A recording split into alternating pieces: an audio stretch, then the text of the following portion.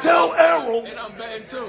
And I'm betting too. Bo-Mac, we ready for Crawford. I'm betting too. You know what I'm saying? I just seen Sean Porter said, that kid's too much. He's too much for everybody. Shout out to Sean Porter, because he recognized it. He keeping it real. The rest of y'all know he too much for y'all too. What you, 28, no 26 knockouts? How many times you been past the 6th round? None. Never. Because you know what he do? Ice nigga. Sure, you already know. Errol. Knock, knock. Who's there? Boots. Boots who? Jaron. Boots. Ennis. Right.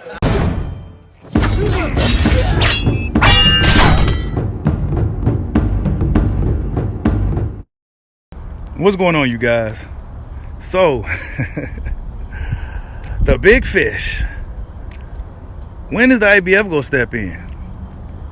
When is the sanction bodies going to step in? I mean, since this fight with Crawford and Spence essentially is put on ice, right? It's put on ice.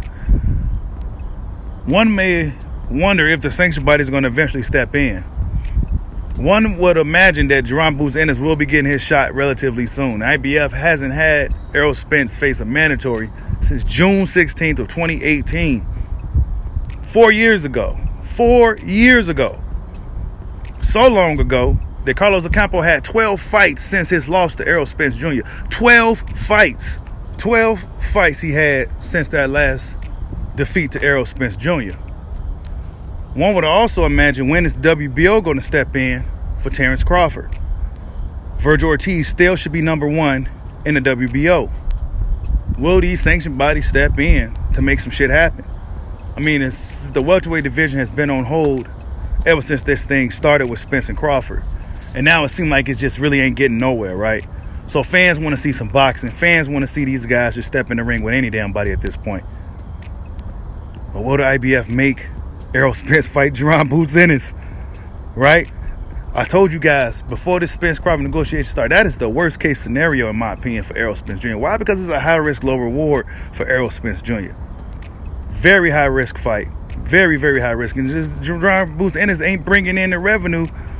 I mean, Boots just not bringing in the money for Errol. In my opinion, I just don't see them. I just don't see Spence really taking that fight unless forced. And I mean, if they having a hard time making a fight with Crawford for whatever reason, right? Whatever reason, I find it hard pressed that they'll put him in there with Jaron Ennis, because at least Crawford has a profile, accolades, accomplishments. At least Crawford done I'm not saying Boots ain't done shit. Boots just need his opportunity, but so it's a bad fight for Spence, right? But will the IBF step in eventually? IBF is one of the more stricter sanction bodies over the years. They've been very strict with their mandatories. They have these hydration clauses, rehydration clauses, and everything else. But for Errol Spence, they seem to put everything on ice.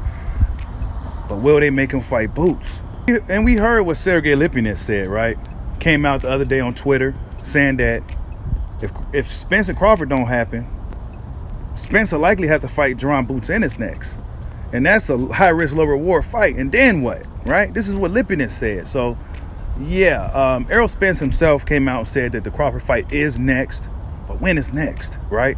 How much longer do the guys that's at the top of the division got to wait? These guys are in their late 20s, entering their prime stages. And soon they're going to be they're going to be leaving or entering their prime soon. And they ain't have not one big opportunity just yet. So, yeah, one would imagine that these sanctioned bodies eventually will step in if there's no word on if this fight with Spence and Crawford is going to be happening, right? We're hearing rumors of January, February, but Floyd Mayweather came out and said further down in the future.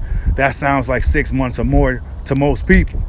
It'll be bad for Spence if they made the fight with Jaron Ennis. If they forced that mandatory on Errol Spence Jr., that'd be a bad thing. It could be a huge risk potentially going into a Crawford fight if the IBF decides to step in and make him fight Ennis. I mean, it's been 4 years. So those guys that's been in that sanction body, the IBF guys haven't had a shot at a world title. Now, Terrence Crawford faced his mandatory in Sean Porter last November, or was it October? Last November, October. And one would imagine that he has a voluntary next, right? So I don't think I don't think he necessarily had to fight a mandatory until sometime in 2023. But Errol Spence will likely have to face Jaron Ennis if this fight with Crawford isn't made. Like, subscribe, holler at your boy. Peace out.